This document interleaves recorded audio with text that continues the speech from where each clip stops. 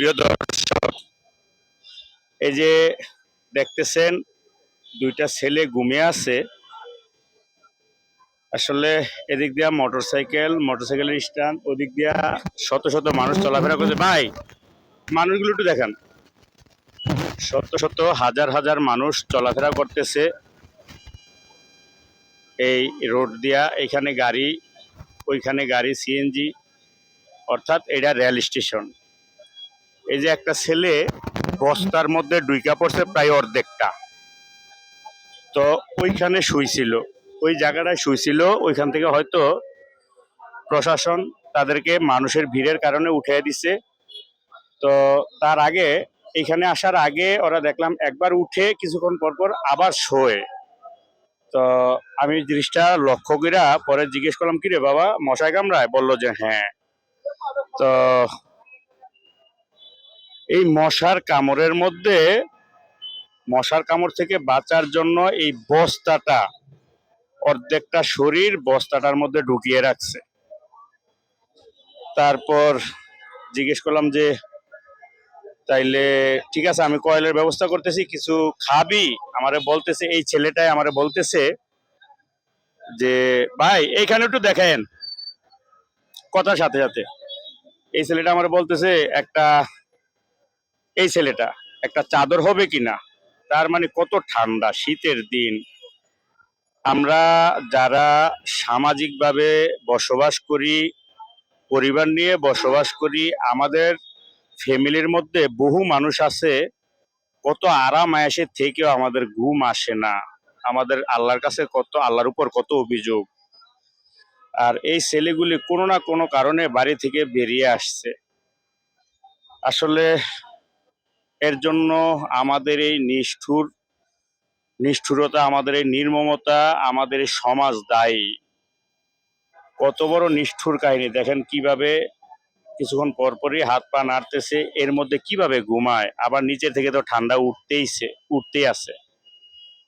তো যার জন্য আমি এখন কয়েলের ব্যবস্থা করলাম। আমাদের সমাজের মধ্যে হাজার হাজার লাখো লাখো মানুষ আছে বিত্তবান, যারা অবৈধ হোক বৈধ হোক বিভিন্নভাবে প্রতিদিন 2 লাখ, 1 লাখ, 3 লাখ, 4 লাখ টাকাও খরচ করে প্রতিদিন।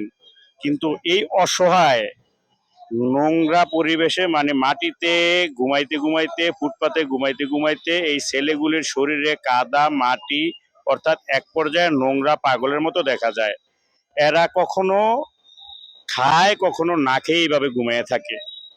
আমাদের সন্তান যদি ঘুম থেকে উঠে যে কোনো সময়, দিনের বেলা হোক বা রাতে হোক, আমরা তারে কত তোষামত করে মানে এইভাবে খাও, ওইভাবে খাওয়াইতে চাই, তারপরও খায় না। খাবার অপচয় করি। আর এই ছেলেগুলি ঘুম থেকে উঠা কি খাবে তারও কোনো নিশ্চয়তা নাই, খাবার পাবে কেউ দিবে না না দিবে তারও কোনো নিশ্চয়তা নাই। আসলে খুবই হৃদয় বিদারক ঘটনা। আমি সর্বশেষে সবার কাছে অনুরোধ করবো, আমিও ওইরকম বড় লোক না, অত টাকা ইনকাম করি না যে আমি এই ছেলেগুলির নিয়ে কিছু করব, তবে করার চেষ্টা আছে, ইচ্ছা আছে। যদি আল্লাহ আমাকে তৌফিক দেয়, এদের একটা বাসস্থানের ব্যবস্থা করে, তারপর এদেরকে গোসল টোসল করে, কাপড় চোপড় কিনা দিয়া একটা জায়গার মধ্যে বাসস্থানের ব্যবস্থা করে সেইখানে থাকার ব্যবস্থা করার চেষ্টা করতেছি ইনশাল্লাহ। কিন্তু আমার তো অত ইনকাম না যে আমি হুট করে কিছু করতে পারবো। এখন এই যে দেখেন মশার যন্ত্রণা কি করতেছে। আমি আগে কয়েলটা জ্বালিয়ে দিই, তারপর একজন ছিল তো খাবারটা দেওয়ার চেষ্টা করি। আপনারা ততক্ষণ সাথেই থাকবেন প্রিয় দর্শক।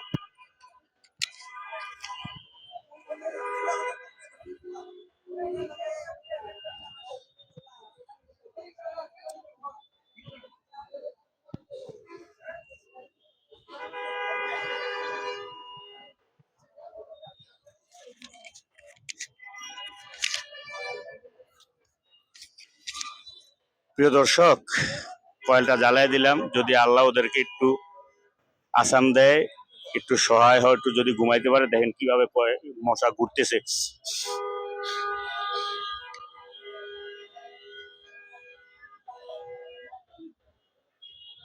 আমাদের সমাজের প্রত্যেকটা মানুষ, যাদের আল্লাহ অন্তত নিম্নতম একটু তৌফিক দিছে। আমরা প্রত্যেকে এই ধরনের অসহায় মানুষ যারা আছে তাদের পাশে দাঁড়ানোর চেষ্টা করব। এই জন্যই আমার ভিডিও করা, মূলত যাতে একটা ভিডিও দেখে সবাই উদ্বুদ্ধ হয় অসহায় মানুষের পাশে দাঁড়াতে।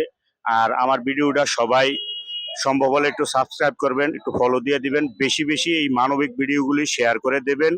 আর এই ছেলেটা যেহেতু উঠা খাবারের কোনো নিশ্চয়তা নাই, তো এই এক প্যাকেট খাবারও আনছে আমি তার জন্য। এই খাবারটা বাবা, এই খাবারটা উঠা খাবি ঘুম থেকে উঠা, হ্যাঁ ঠিক আছে? পানি খাবি? আচ্ছা ঠিক আছে, তুই খা, খাইয়া এরপরে ওখানে আইস, আমি এখানে আসি। যদি এখানে আইলা তারপর পানির ব্যবস্থা করবো, আর নাহলে যে কোনো একটা হোটেলে চাইলেও তোরে দিব খাবার, হ্যাঁ পানি দিব, ঠিক আছে?